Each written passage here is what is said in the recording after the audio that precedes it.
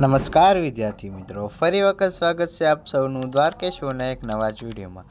તો આ વિડીયોમાં હું ફરી એક નવી ભરતીની માહિતીને લઈને આવી ગયો છું. તો આ માહિતી છે ઇન્ડિયન પોસ્ટ વિભાગમાં જે વગર પરીક્ષા એટલે કે 10માના મેરિટ આધારે જે ભરતી બહાર પડી છે તેના વિશે.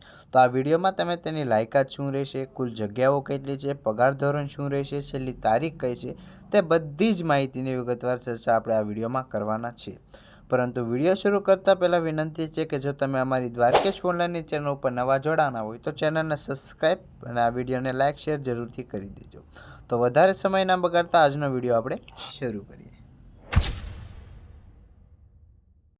સૌપ્રથમ આપણે વાત કરીએ પોસ્ટ ડિટેલમાં. તો પોસ્ટ નેમમાં જોઈએ તો ગ્રામીણ ડાક સેવક છે, બ્રાન્ચ પોસ્ટ માસ્ટર છે અને ત્યારબાદ આસિસ્ટન્ટ બ્રાન્ચ પોસ્ટ માસ્ટર છે. ટોટલ 3 પ્રકારની વેકન્સી છે. હવે વેકન્સી ટોટલ ઇન્ડિયામાં કેટલી ભરતી માટે બહાર પાડવામાં આવેલ છે તો 21,413 જેટલી જગ્યા માટે ભરતી બહાર પડેલી છે. ત્યાર પછી આપણે વાત કરીએ એજ લિમિટમાં. તો 18થી 40 વર્ષ વચ્ચેના યુવાનો જે છે આના માટે એપ્લાય કરી શકશે. એજ્યુકેશન એટલે કે લાયકાતની વાત કરીએ તો 10 પાસ રહેશે. સિલેક્શન પ્રોસેસ જે છે તમારી મેરિટ રહેશે, ત્યારબાદ ઇન્ટરવ્યૂ છે તેના આધારે રહેશે. ત્યાર પછી આપણે વાત કરીએ પગાર ધોરણની.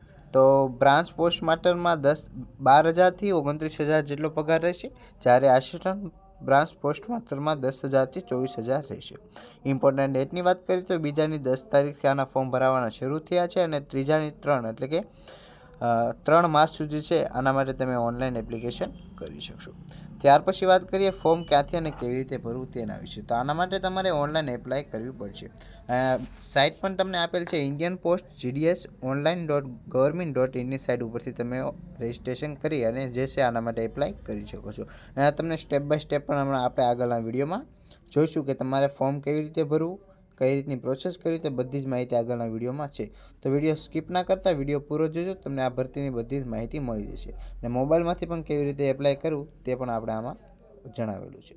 ત્યાર પછી આપણે વાત કરીએ કે ડોક્યુમેન્ટ. તો ડેટ ઓફ બર્થ પ્રૂફ છે, 10માની માર્કશીટ છે, આધાર કાર્ડ છે, જાતિનો દાખલો છે, ફિઝિકલ હેન્ડીકેપ છે જો લાગુ પડતા હોય તો, EWS છે અને ત્યારબાદ છે મેડિકલ સર્ટિફિકેટ છે. તો આ જે છે તેના મુખ્ય ડોક્યુમેન્ટ રહેશે. આમાં જો ઇફ એપ્લિકેબલ છે એટલે કે જાતિનો દાખલો વગેરે તમને લાગુ પડતો હોય તો. હવે એપ્લાય કરવા માટે સૌપ્રથમ તમારે આવી જવાનું છે ઇન્ડિયન પોસ્ટ GDS online.government.in ની સાઇટ ઉપર. જેવા તમે સાઇટ ઉપર આવશો તમારી સામે કંઈક આવું ઇન્ટરફેસ ઓપન થશે.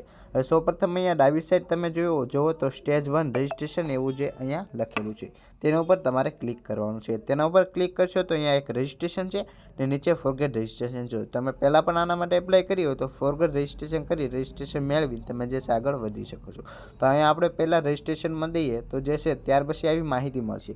તો સૌપ્રથમ તમારે અહીંયા તમારો મોબાઈલ નંબર નાખવાનો છે, ત્યારબાદ ઈમેલ ID છે, ત્યારબાદ 10મા પ્રમાણે તમારું નામ એડ કરવાનું છે, જન્મ તારીખ એડ કરવાની છે અને ત્યારબાદ જે છે તમારી જાતિ એટલે કે કેટેગરી સિલેક્ટ કરીને નીચે સબમિટ આપી દેવાનું છે. સબમિટ કર્યા બાદ જે છે તમે લોગિનમાં આપશો તો અહીંયા 2 ઓપ્શન મળશે. પહેલો ઓપ્શન છે એન્ટર રજિસ્ટ્રેશન નંબર. તમારે જે પહેલાં રજિસ્ટ્રેશન કર્યો એ નંબર નાખવાનો છે.